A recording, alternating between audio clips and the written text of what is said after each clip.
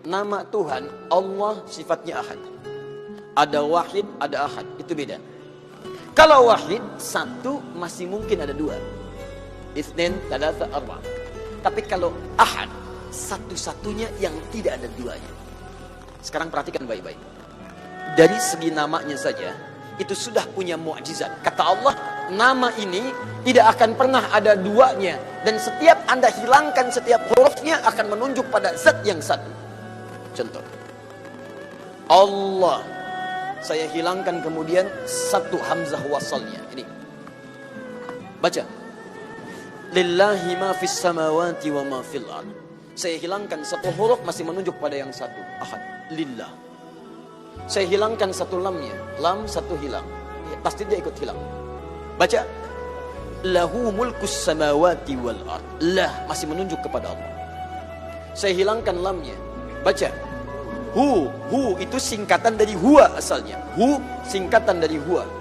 Karena ketika Anda baca huwa wakaf di sini, maka Anda hilangkan wa-nya, baca hu-nya. Quran surah kedua Al-Baqarah ayat 255, paling kiri pertengahan. Allahu la ilaha illa hu, huwal hayyul qayyum, wakaf di hu, huwa. Allahu la ilaha illa hu, wa-nya enggak dibaca. Kalau Anda ingin baca, Anda munculkan lagi huwa. Lihat, ketika Anda wakaf di situ, Allahu la ilaha illa hu, asalnya dari huwa, menunjuk kepada Allah. Kalau Anda tanya, siapa itu huwa Ustaz? Kembalikan ke ayat Quran surah ke-112.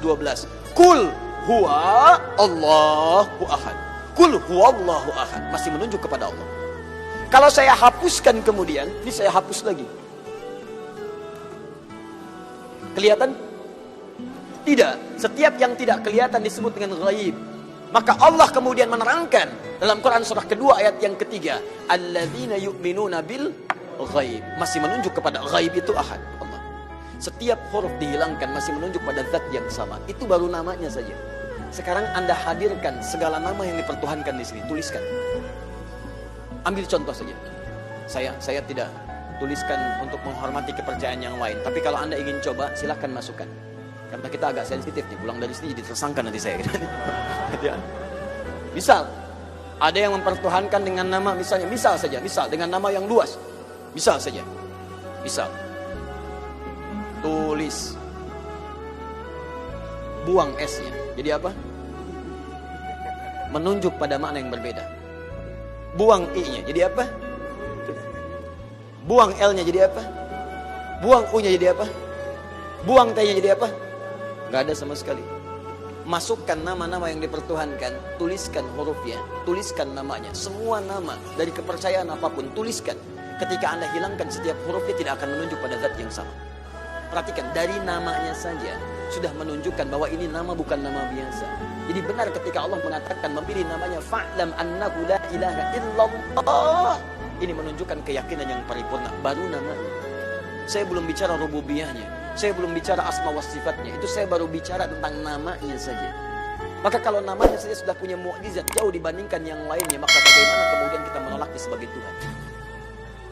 Belum yang lainnya, lam yalid wa lam yulad, tidak beranak dan tidak diperanakan.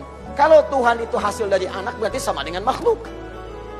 Lihat kan bedanya, Tuhan Khalik pasti beda dengan makhluk. Manusia mengandung melahirkan, Tuhan tidak boleh mengandung, tidak boleh melahirkan. Kalau Tuhan mengandung melahirkan, berarti sama dengan makhluk. Jelas ya? Baik, makanya Allah menolak, saya tidak dilahirkan, saya tidak melahirkan. Kalau saya punya sifat itu sama dengan makhluk. Kalau kalian menyamakan Tuhan, kenapa kalian menyembah Tuhan? Masing-masing aja ngaku Tuhan. Walam yakun lahu kufuwan ahad, dan tidak punya partner dalam kekuasaannya. Wah, kalau punya partner bahaya. Tuhan ini pengen begini, Tuhan itu pengen begitu. Ya, ada Tuhan pemberi nikmat dan Tuhan pemberi azab. Begitu mau diberikan nikmat, kata yang azab, jangan, karena saya mau mengazab itu. Kata yang pemberi nikmat, jangan dulu, saya berikan itu. Ribut sama Tuhan.